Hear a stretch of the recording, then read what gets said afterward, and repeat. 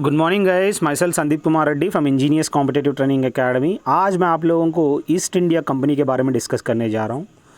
Please check my playlist, जहाँ पे आपको मॉडर्न इंडिया का एक एक पार्ट स्टेप बाय स्टेप आपको एक के बाद एक अरेंज्ड मैनर में आपको मिल जाएंगे।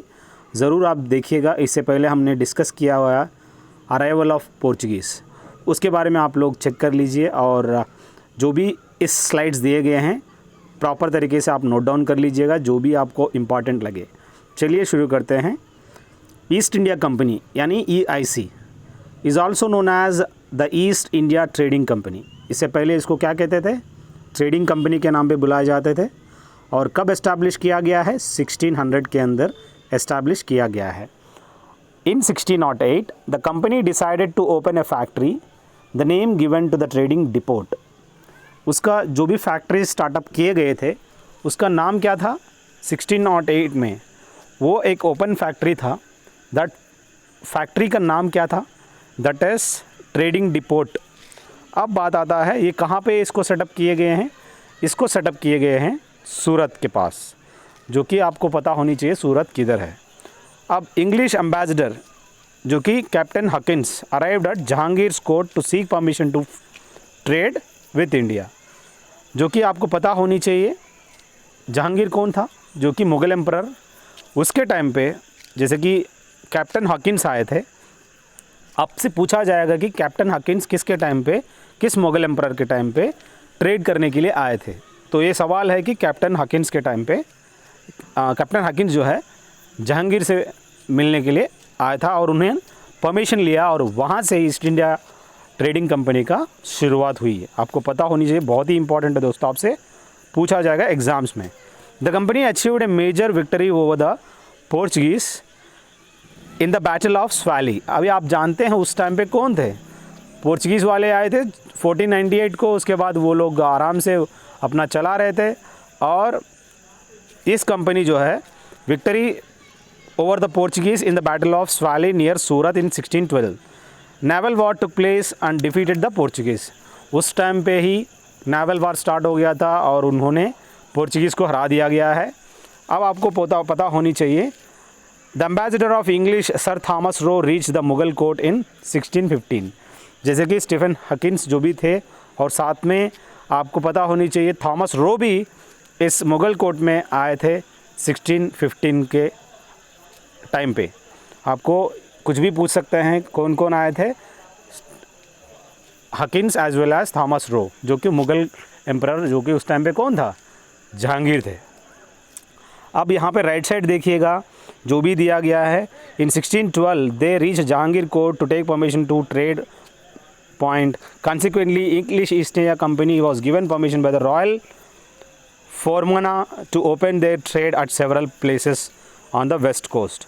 जो आपको पता होनी चाहिए, royal farman to open their trade at several places. उसका नाम क्या था? रॉयल फोमाना।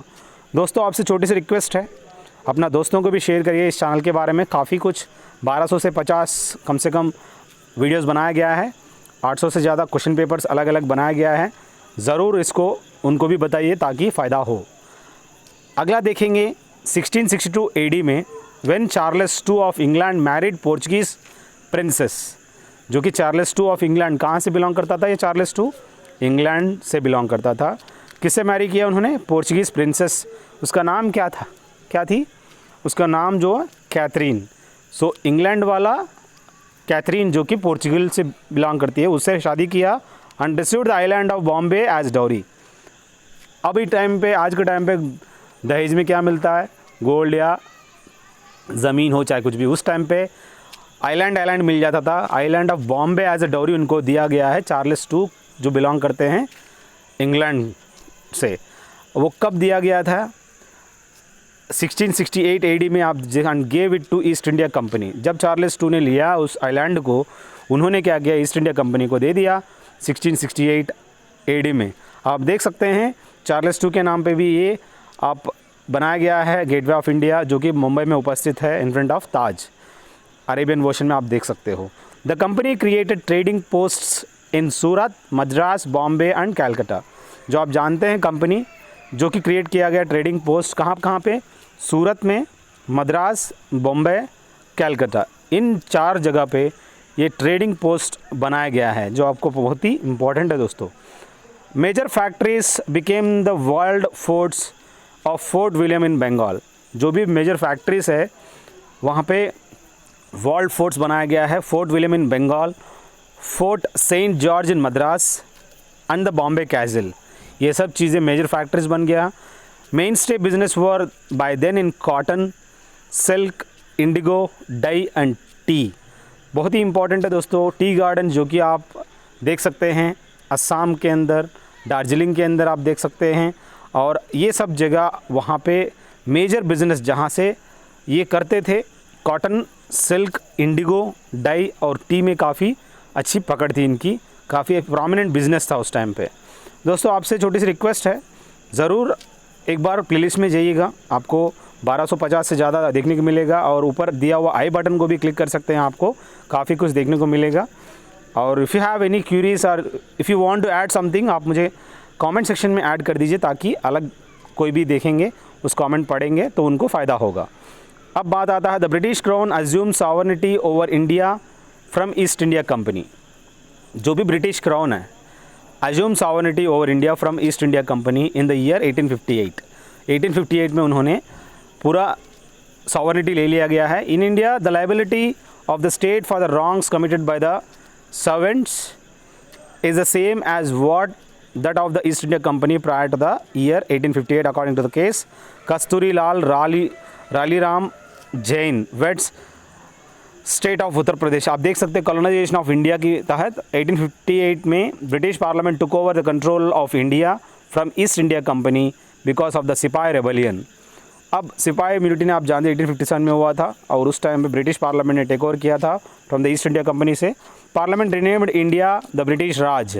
तो पार्लियामेंट ने क्या किया, ब्रिटिश राज करके दे दिया। British rule of India started from 1858 to 1947।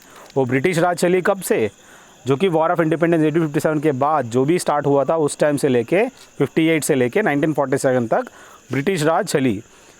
और queen Victoria was named empress of India. उस टाइम पे क्वीन विक्टोरिया क्या थी, वो हमारा एम्प्रेस थी। आप जानते हैं जो भी अपना ये जैक है, उस टाइम पे हमारा भी एक फ्लैग था उस टाइम पे, क्वीन एम्प्रेस के टाइम पे। और दोस्तों बस ये कुछ चीज़ें आप लोगों को याद रखनी है, बस इतना ही। अगर आपको कुछ भी अगर relevant 2100 questions of PDF GK और GS चाहिए, आप मुझे कॉल कर सकते हैं, मैसेज कर सकते हैं। ये मेरा मोबाइल नंबर है दोस्तों, आप feel free to call and message. Thank you, have a good day, have a great life.